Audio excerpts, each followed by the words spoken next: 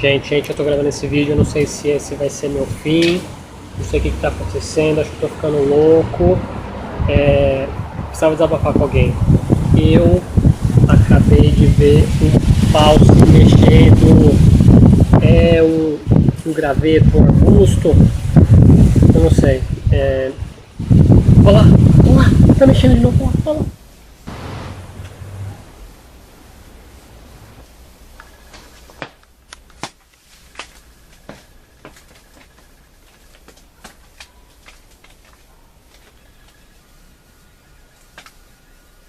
Ah, meu Deus, e agora o que eu faço?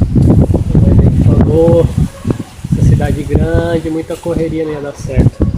Mas tá, calma, pensa positivo, podia ser pior, né? Podia ser pior. Ah, meu Deus, tá mexendo de novo, olha lá, olha lá.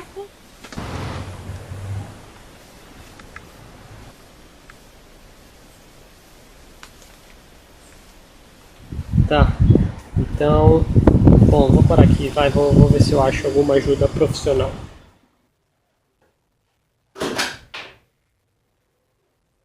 Leonardo Lima? Oi, doutora. Olá, tudo bem? Bom dia. Não sei se está muito bem não, doutora. O que está acontecendo? Eu acho que eu tô tendo umas alucinações. Fui andar essa manhã e eu comecei a ver uns gravetos se mexendo assim, sabe? Gravetos? Assim, no meio das folhas.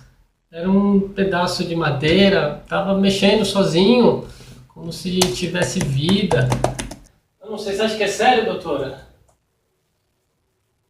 Entendi. Esses gravetos, Leonardo, eles são mais ou menos assim, desse tamanho? Tinha. Sim. E eles andam assim como se eles tivessem 6 patas? Isso, doutora. Nossa, parece até que você tava lá. Você já viu isso? Já teve alucinação desse tipo? Não, eu não.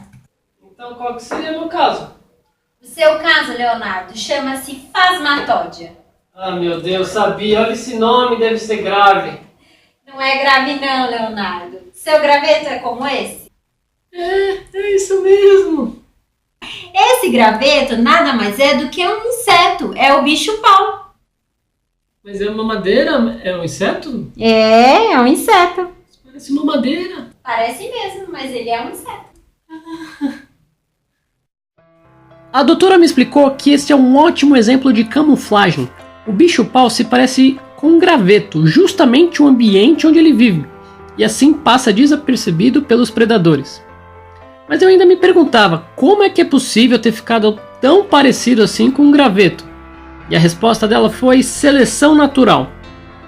Mas eu ainda tinha uma dúvida. Ok, as formas menos adaptadas eram eliminadas, mas como é que surgia essa forma que era exatamente igual a um graveto?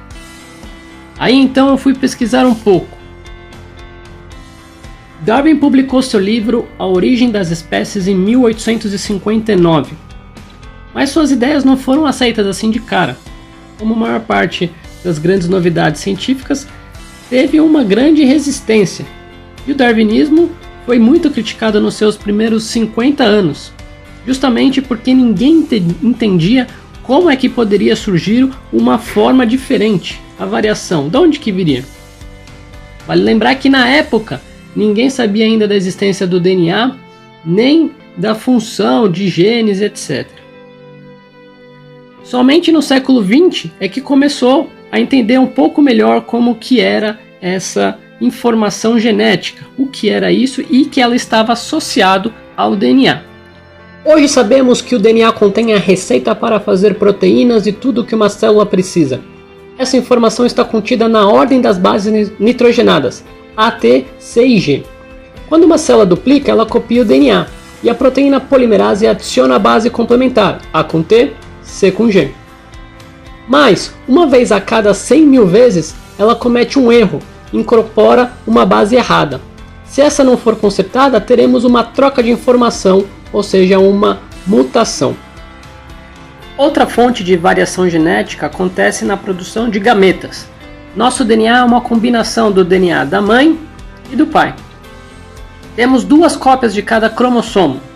Na hora de produzir espermatozoide ou óvulo, apenas uma cópia de cada tipo de cromossomo é selecionada. É como uma loteria, pois a seleção é totalmente ao acaso. Assim, cada fecundação junta cromossomos do pai e da mãe de uma forma diferente, a não ser, claro, que eles sejam gêmeos idênticos.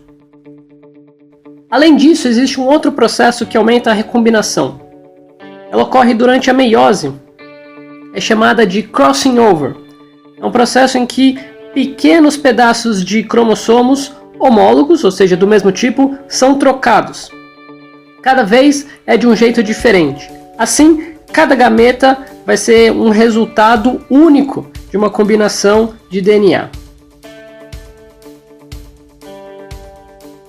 Maravilha! Então vamos resumir o que a gente viu, tentar entender melhor qual seria a visão moderna de evolução biológica, que também é conhecido de neodarwinismo ou teoria sintética de evolução. Nós falamos sobre seleção natural, a ideia proposta por Darwin em seu livro como mecanismo de evolução para explicar a origem das espécies.